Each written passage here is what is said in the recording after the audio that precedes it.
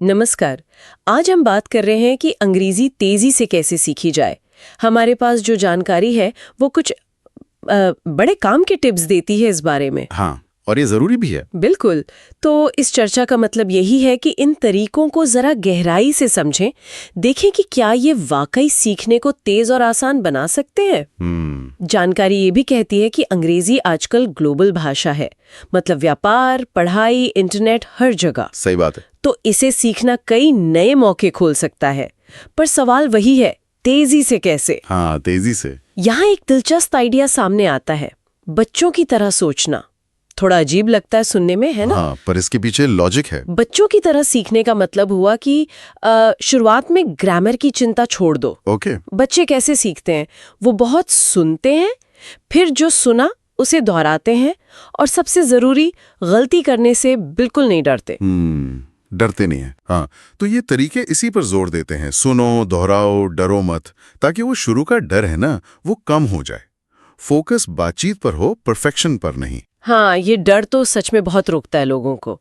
अच्छा, तो सुनने और बोलने की बात हो गई।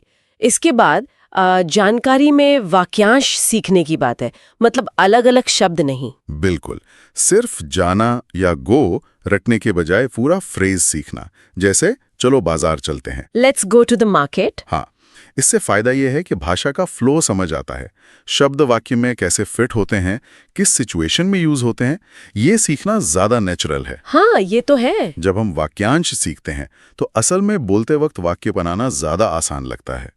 अपनी भाषा भी तो हम ऐसे ही सीखते हैं ना, पूरे पूरे वाक्यों से। सही कहा। शब्दों की लिस्ट से नहीं। अच्छा, और सीखने के माहौल के बारे में भी कुछ है, जैसे रोजमर्रा की जिंदगी में अंग्रेजी को लाना। हाँ, ये बहुत जरूरी पॉइंट है। कहा गया है कि अपनी पसंद की अंग्रेजी फिल्में देखो सबटाइटल्स के साथ। ओके। या फिर गाने सुनो, पॉडकास्ट सुनो अंग्रेजी में। और मजे की बात यह है कि इसके लिए कोई घंटों नहीं निकालने।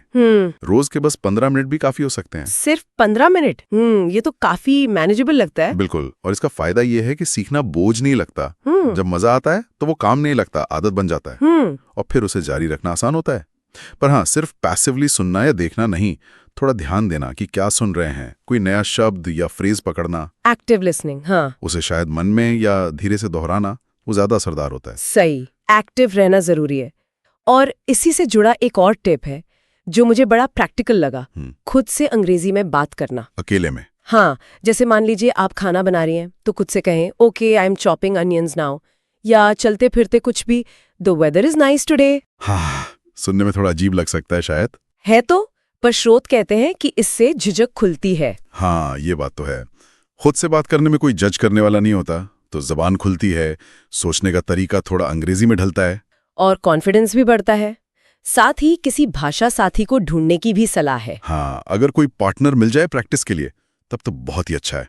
वो रियल बातचीत का अनुभव देता है, एक तरह से सेफ माहौल में प्रैक्टिस। बिल्कुल। अच्छा, बोलने के अलावा लिखने के बारे में भी कुछ था? हाँ, लिखने पर भी जोर है, चाहे बहुत थोड़ा ही लिखें। जैसे रोज रात को बस 3 वाक्य लिखने की आदत डालना। 3 वाक्य? जैसे कुछ भी, अपने दिन के बारे में, आज मैंने एक नई चीज सीखी, या मैंने दोस्तों के साथ डिनर किया, टाइप का। अच्छा, today I learn something new, या I had dinner with friends. हाँ बिल्कुल, ये छोटी सी आदत भी कमाल कर सकती है। रोज लिखने से क्या होता है कि एक तो आपकी वोकैबुलरी और सेंटेंस बनाने की प्रैक्टिस होती है, और दूसरा, जो आप सीख रहे हैं उसे आप असल में इस्तेमाल कर रहे होते हैं। ये दिखाता है कि कैसे छोटी छोटी रेगुलर कोशिशें बड़ा फर्क ला सकती हैं। ये तो जिंदगी के हर पहलू पर लागू होता है शायद। बिल्कुल, और सिर्फ भाषा सीखने पर ही नहीं। सही। और आखिर में एक बहुत जरूरी बात कही गई है, दोहराना, रिव्यू करना। हाँ, रिविजन, ये तो किसी भी चीज को सीखने के लिए जरूरी है। जो भी नया सीखा उसे अगर दोहराया नहीं तो वो दिमाग से निकल जाता है। ये जानकारी को शॉर्ट टर्म से लॉन्ग टर्म मेमोरी में ले जाने के लिए जरूरी है। तो ये लगातार दोहराना, एक्टिव रिविजन, शायद यही तेजी से सीखने का सीक्रेट है। तो अगर हम सारी बातों को समेटें तो तेजी से अंग्रेजी सीखने का मतलब है एक मल्टी डायमेंशनल अप्रोच। हाँ, बच्चों की तरह बिना डरे सुनना और बोलना, शब्दों के बजाय वाक्यांशों पर ध्यान देना। हाँ। अपने मनोरंजन में अंग्रेजी को शामिल करना, अकेले में ही सही पर बोलने की प्रैक्टिस करना। रोज थोड़ा लिखना। हाँ, रोज थोड़ा लिखना और नियमित रूप से दोहराना, मतलब इस पूरे सफर को मजेदार बनाना है, बोझ नहीं। और सबसे जरूरी बात, जो जानकारी बार बार कहती है गलतियों को स्वीकार करना, उनसे डरना नहीं। हाँ, गलतियां इस बात का सबूत हैं कि आप कोशिश कर रहे हैं, आप सीख रहे हैं। ये माइंडसेट अपनाना शायद सबसे बड़ा शॉर्टकट है। सही कहा। और जाते जाते सीखने वालों के लिए एक सवाल सोचा जा सकता है, क्या आपकी अपनी जो मातृभाषा है उसको बोलने का आपका तरीका या उसकी कोई आदत, क्या वो अनजाने में आपके अंग्रेजी सीखने की रफ्तार या आपके बोलने के लहजे पर असर डाल रही है?